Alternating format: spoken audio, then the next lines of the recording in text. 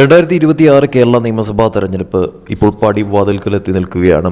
തീർച്ചയായിട്ടും കേരളത്തിൽ 140 നിയമസഭാ മണ്ഡലങ്ങളിൽ സംഭവിക്കുന്ന മാറ്റങ്ങൾ എന്തൊക്കെയാണ് എന്നറിയാനായിട്ടുള്ളൊരു കാത്തിരിപ്പ് ജനങ്ങൾക്കിടയിലുണ്ട് എന്നുള്ളത് യാഥാർത്ഥ്യമായിട്ടുള്ളൊരു കാര്യം തന്നെയാണ്. അതിനിടയിൽ തന്നെയാണ് പലതരത്തിലുള്ള സർവേ റിസൾട്ടുകൾ ഇപ്പോൾ പുറത്തു വന്നുകൊണ്ടിരിക്കുന്നത്.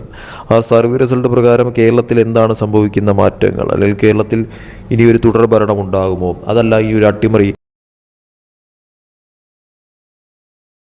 ഭരണം മാറ്റമാണോ ഇനി ഉണ്ടാകാനായിട്ട് പോകുന്നത്, മൂന്നാം മുന്നണി ഇനി ശക്തിപ്പെടുന്ന തരത്തിലോട്ട് കാര്യങ്ങൾ മാറുമോ എന്നൊക്കെയുള്ള നിരവധി ചോദ്യങ്ങൾ നിലനിൽക്കുന്നുണ്ട്.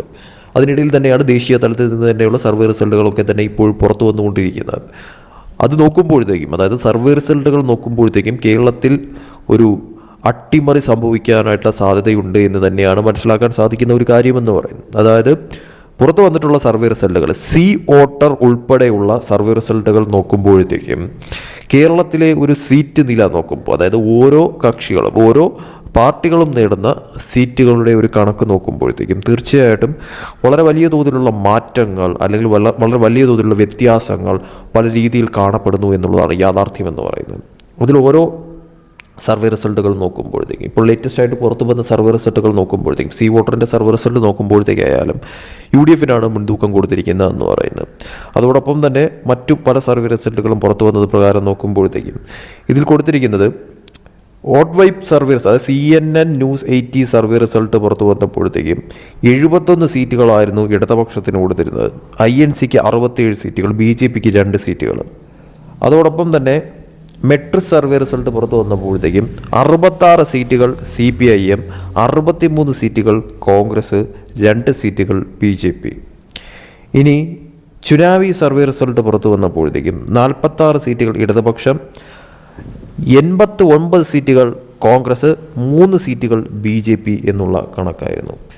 ഈ കഴിഞ്ഞ, അതായത് മാർച്ച് മാസം പുറത്തുവിട്ട സർവേ റിസൾട്ട് പ്രകാരം മനസ്സിലാക്കാൻ പറ്റുന്ന ഒരു കാര്യമെന്ന് പറയുന്നത്, ഇതിൽ ഇടതുപക്ഷത്തിനും അതോടൊപ്പം തന്നെ വലതുപക്ഷത്തിനും ഒരുപോലെ സ്വാധീനമുണ്ടാക്കുന്ന തരത്തിൽ കാര്യങ്ങൾ മാറിയേക്കാമെന്നാണ് സർവേ റിസൾട്ട് സൂചിപ്പിക്കുന്ന കാര്യമെന്ന് പറയുന്നത്. അതോ ഈ പറയുന്ന രീതിയിൽ ഇടതുപക്ഷത്തിനോ വലതുപക്ഷത്തിനോ ഒരു കാര്യമായിട്ടുള്ള ഒരു മുൻതൂക്കം നൽകാതെയുള്ള സർവേ റിസൾട്ടുകളാണ് പലതും ഇപ്പോൾ പുറത്തു വന്നുകൊണ്ടിരിക്കുന്നത്. അതിൽ ചിലതിലൊക്കെ തന്നെയും വലതുപക്ഷത്തിന് ഒരു മുൻതൂക്കം കൊടുക്കുന്നുണ്ട്, ചിലതൊക്കെ തന്നെയും ഇടതുപക്ഷത്തിന് മുൻതൂക്കം കൊടുക്കുന്നുണ്ട്. പക്ഷേ ഒരു വലിയ തോതിലുള്ള ഡിഫറൻസ് പല സർവേകളും കൊടുക്കുന്നില്ല. അതിൽ ചിലത് മാത്രമാണ് UDF കാര്യമായിട്ടുള്ള ഒരു മുൻതൂക്കം കൊടുക്കുന്നത് എന്നുള്ളത് എടുത്തു പറയണം. അതിൽ ഒരു തൂക്കുസഭാ ഭരണം വരെ പല സർവേകളും പ്രവചിക്കുന്നുണ്ട് എന്നുള്ളതും എടുത്തു പറയേണ്ടത് അനിവാര്യം തന്നെയാണ്.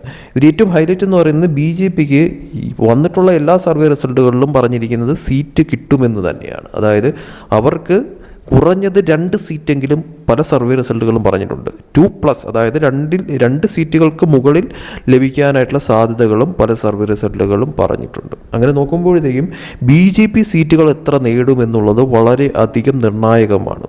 അതോടൊപ്പം തന്നെ ഇടതുപക്ഷം വലതുപക്ഷം ഈ 2 പാർട്ടികളുടെയും സീറ്റ് കണക്ക് ഏത് തരത്തിലായിരിക്കും, സർവേ റിസൾട്ടിൽ ഇങ്ങനെയാണെങ്കിൽ ഇനി യഥാർത്ഥ ജനവിധിയിൽ ഈ റിസൾട്ട് ഏത് തരത്തിൽ മറിയും. ഒരു തൂക്കുസഭയിലോട്ട് കാര്യങ്ങൾ മാറിക്കഴിഞ്ഞാൽ അവിടെ പ്രയോജനമുണ്ടാക്കുന്നത് ഏത് പാർട്ടിയായിരിക്കും, അത് മൂന്നാം മുന്നണിക്ക് ഉപയോഗപ്രദമാകുന്ന തരത്തിലോട്ട് കാര്യങ്ങൾ മാറാനായിട്ടുള്ള സാധ്യതയും നിലനിൽക്കുന്നുണ്ട്. തീർച്ചയായിട്ടും കേരളത്തെ സംബന്ധിച്ചിടത്തോളം വലതുപക്ഷത്തിന് ഈ ഒരു ടേമിൽ ഭരണത്തിലെത്തേണ്ടത് വളരെ അനിവാര്യമായിട്ടുള്ളൊരു കാര്യമാണ്. കാരണം മൂന്നാമതും അവർക്ക് ഈ പറയുന്ന തോതിൽ പ്രതിപക്ഷത്തിരിക്കേണ്ടി വരുന്ന സാഹചര്യം ഉണ്ടായാൽ അത് കോൺഗ്രസ്സിന് വളരെ വലിയ തോതിൽ തിരിച്ചടിയാവുന്ന തരത്തിലൂടെ കാര്യങ്ങൾ മാറും. ഇനി ഇടതുപക്ഷത്തെ സംബന്ധിച്ചിടത്തോളം അവർക്ക് ഭരണത്തിൽ എത്തിയേ മതിയാവൂ എന്നുള്ളത് മറ്റൊരു കാര്യമെന്ന് പറയുന്നത്. കാരണം അവർക്ക് ഭരണം നഷ്ടപ്പെട്ടു പോയി കഴിഞ്ഞാൽ ഇന്ത്യയിൽ ഉടനീളം ഭരണമില്ലാത്ത തരത്തിലോട്ട് ഇടതുപക്ഷ പാർട്ടി മാറുന്ന രീതിയിലോട്ട് കാര്യങ്ങൾ മാറും. BJPയെ സംബന്ധിച്ചിടത്തോളം അവർക്ക് നില മെച്ചപ്പെടുത്തേണ്ടത് അനിവാര്യമായിട്ടുള്ളൊരു കാര്യം. അതായത് നിലവിൽ അവർക്ക് പാർലമെൻറ്റിൽ ഒരു സീറ്റ് കിട്ടി, തദ്ദേശ തെരഞ്ഞെടുപ്പിൽ അവർക്ക് നേട്ടമുണ്ടാക്കാൻ സാധിച്ചു. അതോടൊപ്പം തന്നെ നിയമസഭാ തെരഞ്ഞെടുപ്പിൽ വിജയസാധ്യതയുള്ള മണ്ഡലങ്ങൾ നിരവധി ഇപ്പോൾ കേരളത്തിൽ നിലനിൽക്കുന്നുണ്ട്. അതിൽ കുറഞ്ഞത് അവർക്ക് ഒരു 2 സീറ്റിന് മുകളിൽ പിടിക്കേണ്ടത് അനിവാര്യമായിട്ടുള്ളൊരു നിലയിലേക്ക് കാര്യങ്ങൾ മാറിയിരിക്കുന്നു. അത് 5ലേക്കോ 10ലേക്കോ എത്തിക്കുന്ന തരത്തിലോട്ട് കാര്യങ്ങൾ മാറിയാൽ അത് BJPയെ സംബന്ധിച്ചിടത്തോളം വളരെ വലിയ തോതിലുള്ളൊരു നേട്ടമായി മാറുന്ന തരത്തിലോട്ട് കാര്യങ്ങൾ മാറും. തീർച്ചയായിട്ടും പല സാഹചര്യങ്ങൾ കേരളത്തിൽ നിലനിൽക്കുന്നുണ്ട്. അത് ഇടതുപക്ഷത്തിന് അനുകൂലമാവാം, വലതുപക്ഷത്തിന് അനുകൂലമാകാം. അതോടൊപ്പം തന്നെ മൂന്നാം മുന്നണിയായിട്ട് BJP ശക്തിപ്പെട്ടു വരുന്ന തരത്തിലോട്ടും കാര്യങ്ങൾ മാറിയെന്ന് വരാം. അതുകൊണ്ട് തന്നെയും പ്രവചനാതീതമാണ് കേരളത്തിലെ നിലവിലത്തെ സിറ്റുവേഷൻ എന്ന് പറയുന്നത്. അതിൽ തൂക്കുസഭയിലേക്ക് കാര്യങ്ങൾ മാറിയാലും അത്ഭുതപ്പെടാനില്ല.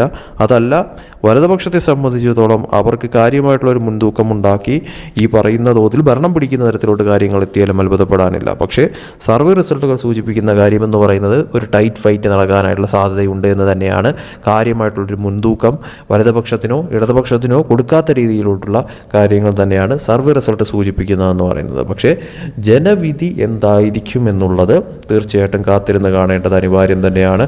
വോട്ട് ശതമാനത്തിലായാൽ പോലും വലതുപക്ഷത്തിനും അതോടൊപ്പം തന്നെ ഇടതുപക്ഷത്തിനും BJP സംബന്ധിച്ചിടത്തോളം നോക്കുമ്പോഴത്തേക്കും ഒരു വലിയ തോതിലുള്ള ഡിഫറൻസ് കാണിക്കുന്നില്ല എന്നുള്ളതാണ് മനസ്സിലാക്കാൻ പറ്റുന്ന ഒരു കാര്യമെന്ന് പറയുന്നത്. അതായത് വലതുപക്ഷത്തിനും ഇടതുപക്ഷത്തിനും ഒരുപോലെ, അതായത് ചെറിയ വ്യത്യാസങ്ങൾ മാത്രമേ ചില സർവേ റിസൾട്ടുകൾ കൊടുത്തിട്ടുള്ളൂ. കാര്യമായിട്ടുള്ള ഒരു വ്യത്യാസം കൊടുത്തിട്ടില്ല.